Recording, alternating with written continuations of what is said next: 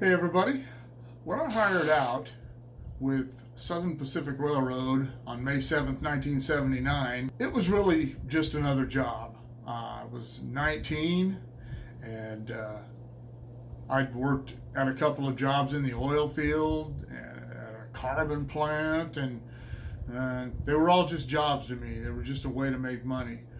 Uh, After a few years of having been at the railroad, I discovered that I really liked what I did. I enjoyed being a signalman, I enjoyed signal work, and I liked working for Southern Pacific. It was a very familial company. I just liked working there. And I enjoyed working with most of the people who I worked with.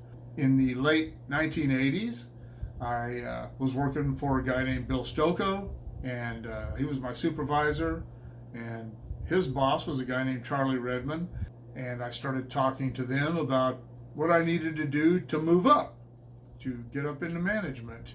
And in 1989, Bill retired, and a guy named Roger Rico came to work. And, he didn't like me very much, but he still gave me what I thought was decent advice about what to do to move up. And at this time, I was a gang foreman. I had taken the gang foreman job in Palmdale in late 1992. And like I said, Roger wasn't real fond of me, but he didn't seem to have any problems with me moving up if that's what I wanted to do. Charlie Redmond, I got along really well with him, and he gave me a lot of good advice, and I followed that advice, and I remained a foreman to kind of follow that path. And then in 1996, Union Pacific took over. And for all of you who think that the Union Pacific Southern Pacific deal was a merger, it was not. Legally, to keep themselves out of hot water, that's what it was. But it was essentially a hostile takeover. There wasn't much merging about it. Everything became Union Pacific only. People were threatened with discipline if they didn't get Southern Pacific stickers off their trucks.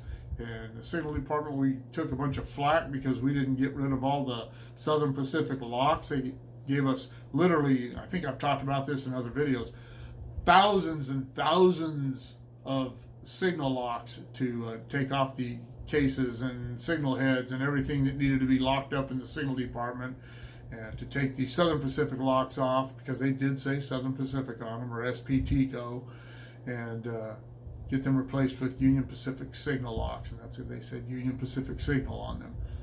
But almost immediately, I should go back a few steps. In early 1997, I took the maintenance foreman job, and my boss Roger Rico and I began getting along really well at that time. I don't know what his problem was with gang people, but he really did never like gang people. But anyway, they split the signal department into construction and maintenance. And Roger had been, prior to that, at Southern Pacific. If you were a signal supervisor, you were in charge of construction and maintenance. You were in charge of the gangs and the maintainers. Union Pacific, as I said, didn't work that way. And almost immediately, Charlie Redmond retired. I think he actually went just before the merger. He didn't want anything to do with Union Pacific. We had a diehard company man that I worked for at one time up in Tulare named Greg Smith. He was SP, rah-rah, gung-ho all the way. And when he took over, it was only a couple months later he resigned and went to work somewhere else. He did not like the way UP did things. Roger Rico, who I said I got to be friends with, told me essentially, hey, all that stuff you talked about wanting to do at Southern Pacific, I'd look into that again really closely where Union Pacific is concerned. And I did. And some guys are okay with being treated like that, but Roger wasn't. He hung in there until he retired at the age of 62. I was offered two different times prior to that. I was offered managers' jobs, and I was offered Roger's job, which in the end they ended up not filling. But I was told that if I had wanted that job, they would have filled it and they would have figured something out. But By that time, I had seen what was going on with UP, and I did not want to become part of their management. And not because I didn't want to be a boss anymore. I enjoyed being in charge. I didn't mind being responsible. That was all good with me. But I saw the way they did things with their management, canceling people's vacations.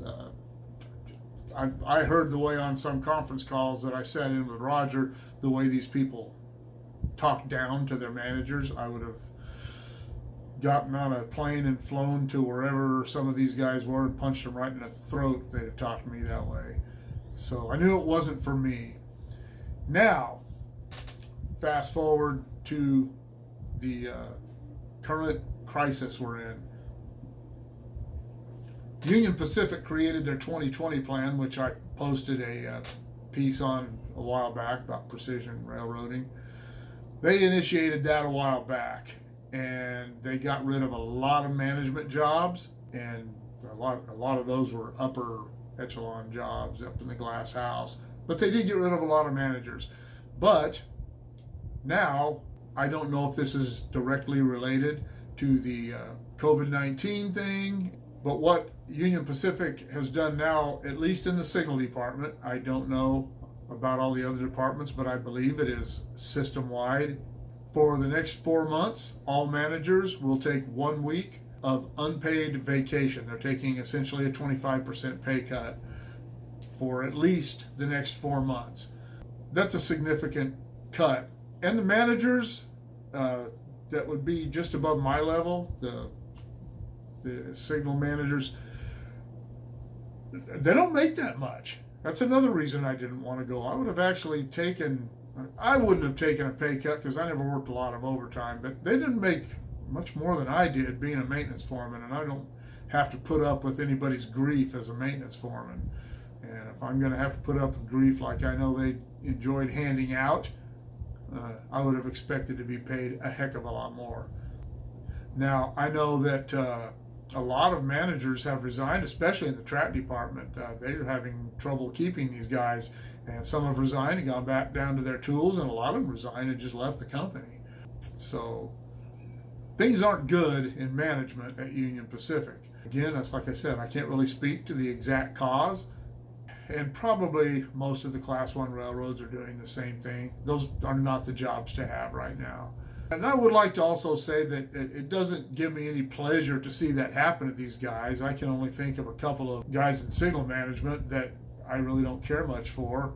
But even still, I don't really wish them any ill will. I'm not that kind of person. I'm not petty. And just because we didn't see eye to eye on things doesn't mean that they deserve to have this kind of crap happen to them. But when it comes to management, they signed on the dotted line. When you become management, you have agreed to be married to the company, and a lot of these guys essentially forfeit their families a great deal of the time. When they say jump, you say how high. If they cancel your vacation, too bad. It doesn't matter if you had reservations or what you've done. If they want you to do something else, that's what you'll do. And that doesn't happen all the time, but it does happen. And they have these staff meetings all over Hell's Half Acre, Omaha, wherever they go do them. And not my thing. I'm glad I didn't do it. But for the guys that have done it and the guys that are happy with it, hey, rock on. As I said, I don't wish those guys any ill will, but they did agree to do this. And I'm glad that I chose not to agree to do it. So that's my take on what's going on at Union Pacific right now as far as the management goes. I don't know how far above that it goes. I don't know if it gets better or worse higher up, because I don't know anyone higher up. So anyhow, that's my take on this whole thing. Just thought I'd share that with you guys. Remember, like, share, and subscribe. Click on the bell if you want to be notified of future content. And once again, thanks for the 1,000 subscriptions. We will see you all later. Be well.